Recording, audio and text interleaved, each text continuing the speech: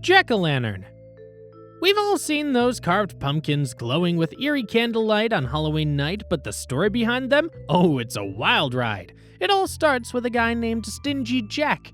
Now, as his name suggests, Jack was a notorious cheapskate, and one day he managed to pull off the ultimate con. He tricked the devil himself. Jack convinced the devil to climb a tree, and then in a classic move, carved a cross into the bark, trapping the poor guy up there. But here's where it gets interesting. Jack didn't ask for money or power. Nope. He made the devil promise not to take his soul when he died. Fast forward a bit, and Jack's time on Earth comes to an end. But when he tries to get into heaven, the gates slam shut. Turns out being a con artist isn't exactly the golden ticket to paradise, but Jack thinks, no worries, I'll just head downstairs. Except the devil, being true to his word, refuses him entry to hell too. So Jack's stuck in limbo, left to wander the earth with nothing but a carved out turnip and a burning ember to light his way. That's right, eternity with a turnip lantern. Talk about a raw deal. Turns out turnips were originally used in the story, but when Irish immigrants brought the tale to the US, pumpkins were in season and much easier to carve, hence the jack-o'-lanterns we see today.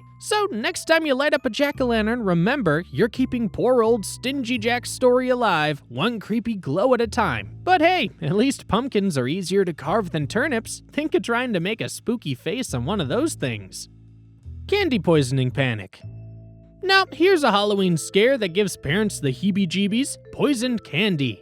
Back in the 1970s, rumors started flying that malicious strangers were slipping all sorts of horrors, razor blades, needles, poison into their kids' trick-or-treat halls. It was every parent's nightmare, and the media loved it, feeding the frenzy with tales of potentially deadly candy. But here's the plot twist: most of these stories were complete hoaxes. In fact, the vast majority of candy poisoning cases turned out to be nothing more than urban legends. The one real and shocking exception, a case in Texas where a father, Ronald Clark O'Brien, laced his own son's pixie stick with cyanide to cash in on life insurance. Now that's a betrayal so twisted, it sounds like something straight out of a horror movie. The fact that he targeted his own kid? Absolutely chilling. He became known as the Candyman and was eventually sentenced to death for his horrifying crime. Despite all this, the candy scare still persists today, with parents checking every Snickers and Kit Kat like they're CSI agents. While it's good to stay cautious, remember, most of those horror stories are just the boogeymen of the news cycle. So go ahead, enjoy that candy bar, just maybe steer clear of suspicious pixie sticks.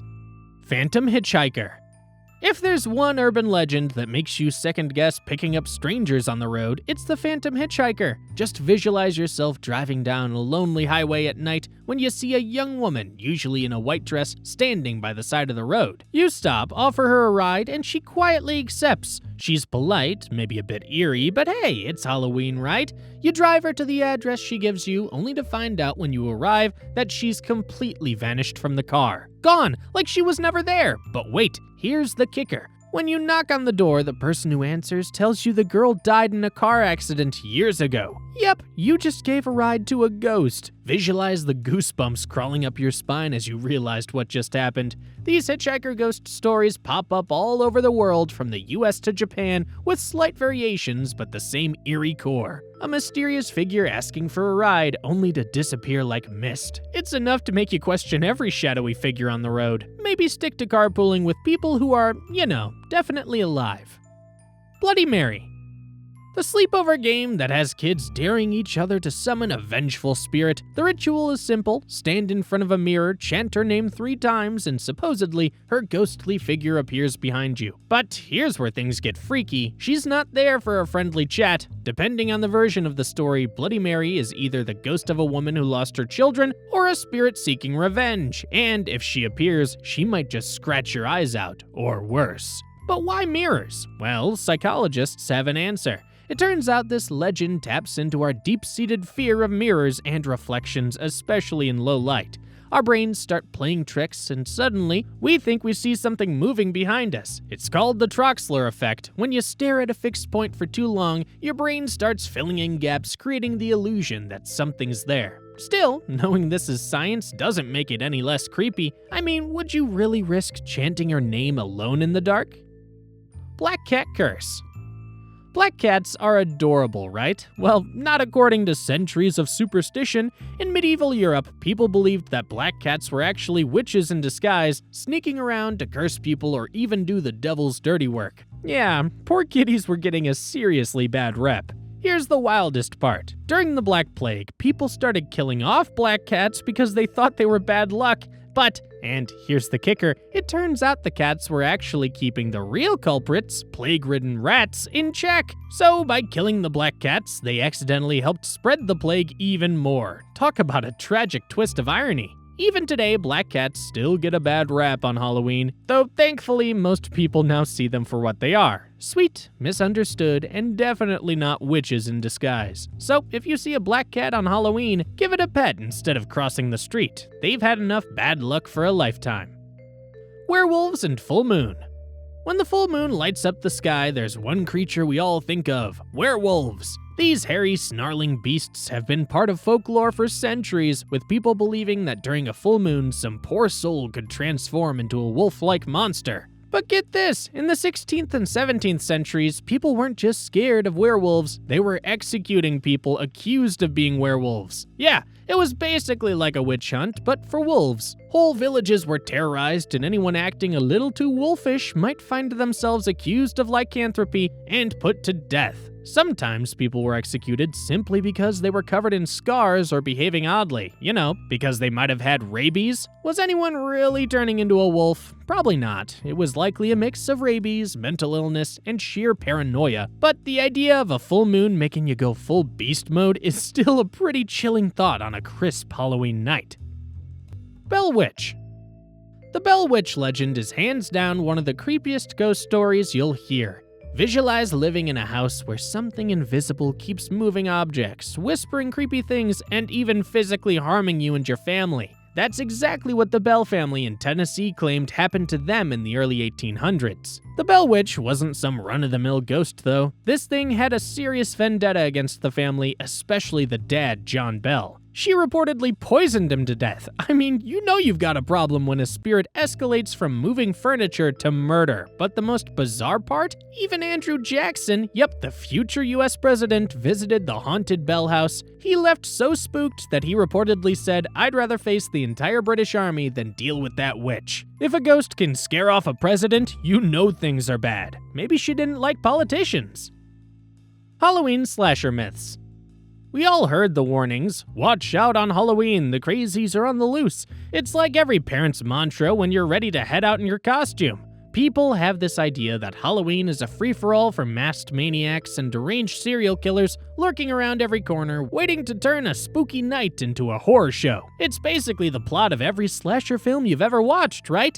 But here's the kicker. Halloween is actually safer than most people think. Despite the eerie vibes, the crime rate is usually lower on Halloween than on any average night. Yeah, I know, it's like finding out vampires hate garlic is just a myth. It turns out most people are far more focused on scoring candy and binge-watching horror movies than causing any real harm. The whole masked maniacs trope, that's all Hollywood hype designed to give you goosebumps. Freddy Krueger and Michael Myers have a better chance of appearing on your TV screen than in real life. Now, I'm not saying it's all rainbows and sugar-coated candy corn. Halloween does have its weird moments. There's something about walking home in the dark, leaves crunching under your feet, while someone in a Jason Voorhees mask stares at you for a bit too long that can make your skin crawl. But the truth is, most of those chilling vibes are just your mind playing tricks on you. The fun fact is that there's this urban legend that gets revived every year about razor blades and apples and poisoned candy. Sounds terrifying, right? Except it's almost completely fabricated. Reports of tampered treats have been incredibly rare, and in most cases, they were hoaxes or exaggerated. In fact, the only recorded case of someone tampering with Halloween candy involved a man who poisoned his own child's candy in 1974 and then tried to blame it on a random stranger. Sick? Yes, but not exactly a serial killer on the loose situation. Headless Horseman. Few Halloween tales are as iconic as the story of the Headless Horseman. You probably heard about him galloping through the night, his cape flapping, holding his own head in his hands. But the story comes from Washington Irving's The Legend of Sleepy Hollow, set in a quiet, eerie New York village. The Headless Horseman is said to be the ghost of a Haitian soldier who lost his head to a cannonball during the Revolutionary War. Instead of resting in peace, he rides the dark road searching for his missing head. Now, here's where things get tricky. The protagonist, a superstitious schoolteacher named Ichabod Crane, becomes the horseman's most famous victim. One fateful night, after a party where Ichabod strikes out with his crush, he's chased down by the terrifying specter. In a heart-pounding moment, the horseman hurls his head at Ichabod, knocking him off his horse. By morning, all that's left is Ichabod's hat and a smashed pumpkin, but here's the twist. Was it really a ghost, or did someone play a nasty trick on poor Ichabod? The story leaves that mystery hanging like a noose on Halloween night. Fun fact, versions of the headless ghost legend exist across the world, from the British Dullahan to the German Sleepy Hollow myth. It seems people everywhere are spooked by the idea of a ghost with no head, and who could blame them? Just imagine being chased by something that's literally missing its most important part. Yikes! Curse of the Mummy. If you ever heard of mummies bringing ancient curses upon those who disturb their tombs, you can thank the Tutankhamun discovery for that one.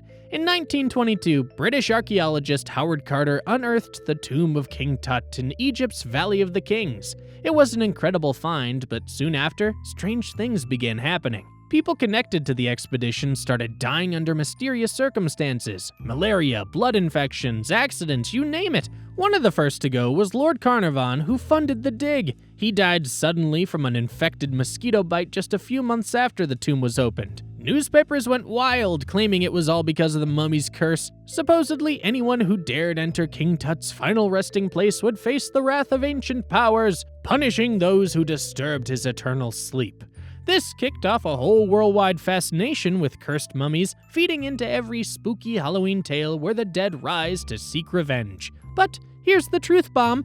Most of these deaths were just bad luck or coincidence. Scientists later debunked the idea of a supernatural curse. In fact, Howard Carter, the guy who cracked open the tomb, lived for another 16 years without a scratch. So much for an all-powerful curse.